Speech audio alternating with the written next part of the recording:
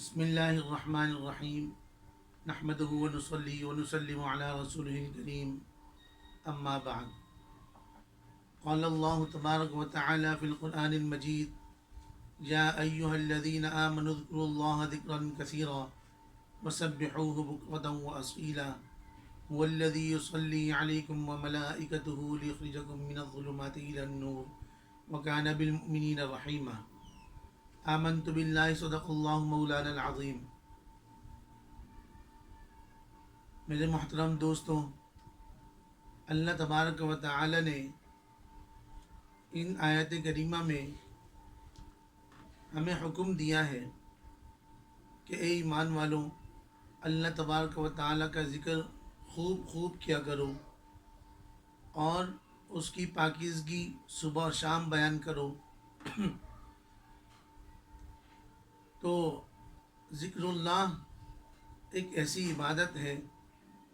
کہ جس کی کوئی حد متعین نہیں ہے، نہ ہی مقرر ہے۔ اللہ تبارک و تعالی نے جتنی بھی عبادتیں مسلمانوں کے اوپر نافذ کی ہیں اور جن عبادت کے کرنے کا حکم دیا ہے، اس کی کوئی نہ کوئی حد مقرر ہے۔ مثال کے طور پر ہم نماز پڑھتے ہیں تو نماز میں حد مقرر ہے۔ فجر میں 2 فرض ہیں، ظہر میں 4 فرض ہیں، اور عصر میں 4 فرض ہیں، مغرب میں 3 فرض ہیں، عشاء میں 4 فرض ہیں، اور اسی طریقے سے ان کے اوقات مقرر ہیں کہ اس وقت سے لے کر اس وقت تک یہ نماز ہے، اس وقت سے اس وقت تک یہ نماز ہے۔ اور ہم زکوٰۃ دیتے ہیں، اس کا نصاب مقرر ہے کہ اس حد تک جو ہے آپ نے نصاب زکوٰۃ دینی ہے۔ اور حج ہے، یہ بھی ایک عبادت ہے کہ مخصوص وقت کے اندر مخصوص اعمال کے ساتھ مخصوص جگہ پر یہ اعمال ادا کیے جاتے ہیں، اس کا نام حج ہے۔ تو یہ بھی ایک مقرر وقت کے اندر اس کی اس کا ٹائم ہے اور اس کی ایک لمٹ ہے۔ لیکن ذکر اللہ ایک ایسی عبادت ہے کہ ہم چاہے صبح کا وقت ہو، چاہے شام کا وقت ہو، چاہے وضو کی حالت میں ہو یا وضو نہیں ہو، لیکن ہر وقت ہم اٹھتے بیٹھتے اللہ تبارک و تعالیٰ کا ذکر کر سکتے ہیں۔ تو اللہ تبارک و تعالیٰ کے ذکر کرنے کا کیا مطلب ہے؟ اس کا ایک مطلب تو یہ ہے کہ ہم اللہ تبارک و تعالیٰ کی یاد کو اپنے دل میں ایسا بٹھائے کہ ہمیں ہر معاملے کے اندر اللہ تبارک و تعالیٰ کی یاد کے سوا اور کوئی یاد نہ ہو۔ ہم دنیا کے اندر جو بھی معاملہ کریں تو اللہ تبارک و تعالیٰ کی یاد کے سوا اور کوئی ایسی یاد نہ ہو کہ وہ معاملہ شریعت کے حکم کے خلاف نہ ہو۔ یعنی ہم شریعت کی خلاف ورزی یا اللہ تبارک و تعالیٰ کی یاد کی وجہ سے، کیونکہ ذکر کا مطلب ہے یاد،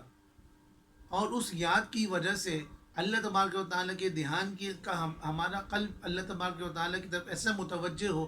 کہ ہم اس کام کے اندر اللہ تبارک و تعالیٰ کے حکم کی خلاف ورزی نہ کریں۔ ایک تو یہ مطلب ہو گیا، اور دوسرا یہ کہ ہم اللہ تبارک و تعالیٰ، جیسا میں نے شروع میں عرض کیا کہ ہم اٹھتے بیٹھتے اللہ تبارک و تعالیٰ کو یاد کریں، ہماری زبان پر اللہ تبارک و تعالیٰ کا نام جاری ہو، اور ہم صبح شام اللہ تبارک و تعالیٰ کی پاکیزگی بیان کریں اور اللہ تبارک و تعالیٰ کو یاد کریں۔ تو اور قرآن مجید میں آتا ہے کہ دلوں کا سکون بھی اللہ تبارک و تعالیٰ کی یاد میں، الا بذکر اللہ تطمئن القلوب، کہ قلوب کو جو اطمینان نصیب ہوتا ہے وہ اللہ تبارک و تعالیٰ کے ذکر، اللہ تبارک و تعالیٰ کی یاد سے نصیب ہوتا ہے۔ اور آپ اللہ تبارک و تعالیٰ نے فرمایا وَسَبِّحُوهُ بُكْرَةً وَأَصِيلًا، کہ صبح شام اللہ تبارک و تعالیٰ کی پاکیزگی بیان کرو، تسبیح بیان کرو۔ یا تو اس کا مقصد یہ کہ تمام اوقات، یعنی صبح سے لے کر شام تک، پھر شام سے لے کر صبح تک، کہ اللہ تبارک و تعالیٰ کی پاکیزگی بیان کرو، اللہ تبارک و تعالیٰ کا ذکر کرو۔ یا تو اس سے تمام پورے اوقات مراد ہیں کہ پورا وقت، یا یہ کہ صبح شام کا ذکر اس لیے کیا کہ یہ چونکہ برکت کے اوقات ہوتے ہیں، کیونکہ سب صبح کا وقت آ رہا ہے تو ایک شام کا اور رات کا وقت خارج ہو رہا ہے۔ اور شام کا وقت آتا ہے تو صبح دن کا وقت ختم ہو رہا ہے. تو اس مطلب یہ کہ وہ ایک وقت نکل رہا ہے، دوسرا وقت داخل ہو رہا ہے. صبح کا وقت آ رہا ہے تو شام کا وقت نکل رہا ہے، رات کا وقت جا رہا ہے. شام کا وقت آ رہا ہے تو صبح اور دن کا وقت نکل رہا ہے. تو اس میں یہ کہ اس موقع پر اللہ تبارک و تعالیٰ کو یاد کریں. تو جو ہمارا صبح سے لے کر شام تک کا وقت ہے، شام سے لے کے صبح کا وقت ہے، تو یہ اللہ تبارک و تعالیٰ کی یاد کے اندر شمار ہے. اور سب سے بڑی بات یہ میں آپ کے سامنے عرض کروں کہ صبح اور شام کی جو مسنون دعائیں آپ صلی اللہ علیہ وسلم نے ہمیں تعلیم فرمائی، تو اس کا مقصد بھی یہی ہے کہ ہم ان مواقع پر اللہ تبارک و تعالیٰ سے ان دعاؤں کا اہتمام سے مانگیں. جب صبح کا وقت آتا ہے اور کچھ مخصوص دعائیں اس کی ہیں،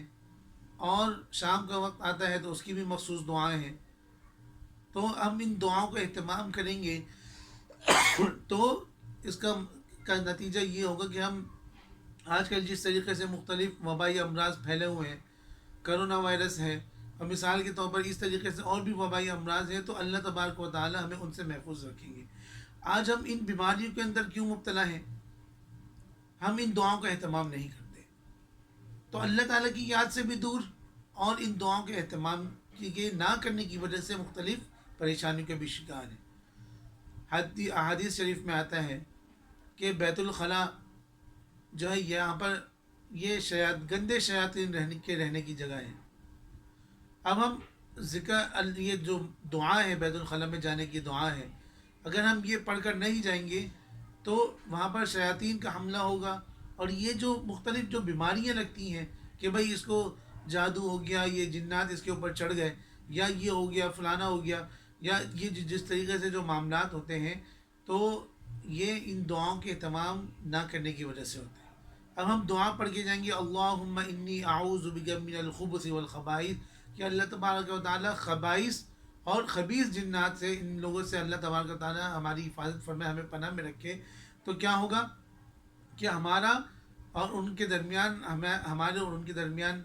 پردہ حائل ہو جائے گا، اور ہم ان شرور اور شیطانی اثرات سے محفوظ رہیں گے. تو انشاءاللہ تعالیٰ زندگی بھی سکون سے گزرے گی. ہم گھر سے باہر نکل رہے ہیں، ہم دعاؤں کا اہتمام کریں گے، اور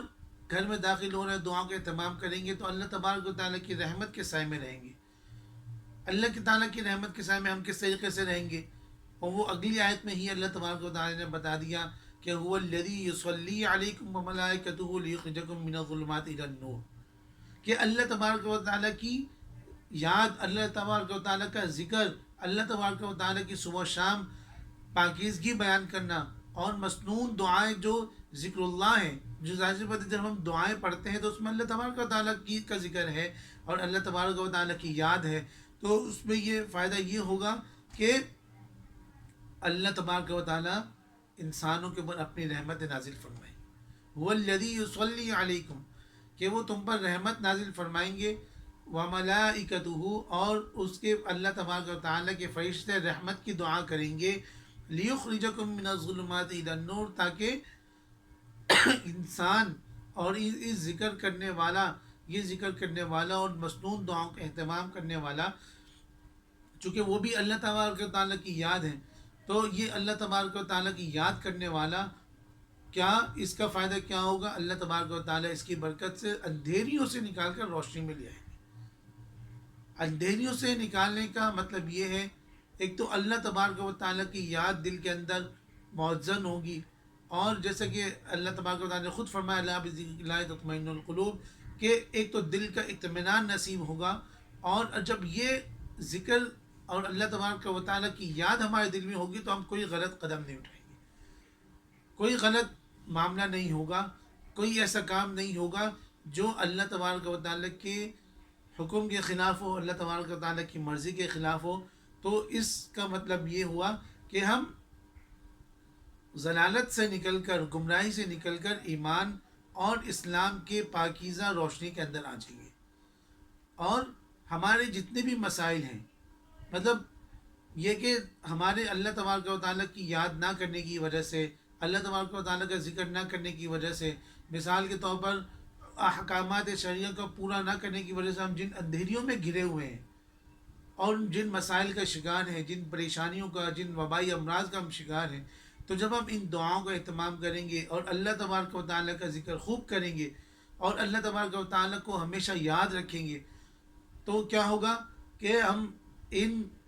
ناکامیوں سے، ان مایوسیوں سے، ان امراض سے، ان بیماریوں سے ہم خود بخود نکلتے چلے جائیں گے۔ اللہ تبارک و تعالیٰ ہمیں ان مسائل سے نکال کر ہمیں ایسی محفوظ پناہ گاہ عطا فرمائیں گے جہاں ہم سکون اور چین سے، جس کی برکت سے ہم رہ سکیں گے۔ وَكَانَ بِالْمُؤْمِنِينَ رَحِيمًا، تو اور اللہ تبارک و تعالیٰ تو مومنین کے ساتھ رحمت والا معاملہ فرماتے ہیں، اور مومنین کی ان کے ایمان کی برکت سے ظاہر سی بات ہے کہ جس کا دوست ہوگا، مثال کے طور پر اگر بادشاہ کا کوئی قریبی ہے تو بادشاہ کی عنایات اور اس کی طرف زیادہ ہوں گی، اور خاص بادشاہ کا مقرب شخص ہے تو بادشاہ کی عنایت اس کے اوپر زیادہ ہوں گی۔ جب کوئی ایک بندہ اللہ تبارک و تعالیٰ کے ذکر سے اللہ تبارک و تعالیٰ کا قرب حاصل کر لیتا ہے، اور ظاہر سی بات ہے جب اللہ تبارک، ہم اپنے ہر معاملے کے اندر اللہ تعالیٰ کو یاد رکھیں گے، کوئی بھی کام کرتے وقت اللہ تبارک و تعالیٰ کا دھیان ہوگا، تو اس کی برکت سے کیا ہوگا، اللہ تبارک و تعالیٰ کا قرب نصیب ہوگا اور ہم اللہ تبارک و تعالیٰ کے قریب ہوتے چلے جائیں گے۔ جب ہم اللہ تبارک و تعالیٰ کے قریب ہوں گے تو اس کا لازمی نتیجہ یہ نکلے گا کہ اللہ تبارک و تعالیٰ کی رحمتیں ہر وقت ہم پر برسیں گی، اور اللہ تبارک و تعالیٰ کے انعامات ہم پر نازل ہوتے رہیں گے۔ اللہ تبارک و تعالیٰ ہمیں اپنا انعام عطا فرماتے رہیں گے جو ہماری دنیا کو بھی کامیاب کریں گے، اور اللہ تبارک و تعالیٰ کی رحمت سے ہم اللہ تبارک و تعالیٰ کے فضل سے دنیا کے اندر کامیاب ہوں گے، اور آخرت میں بھی کامیابی اور کامیابی ہمارا مقدر بنے گی۔ وآخر دعوانا ان الحمد للہ رب العالمین۔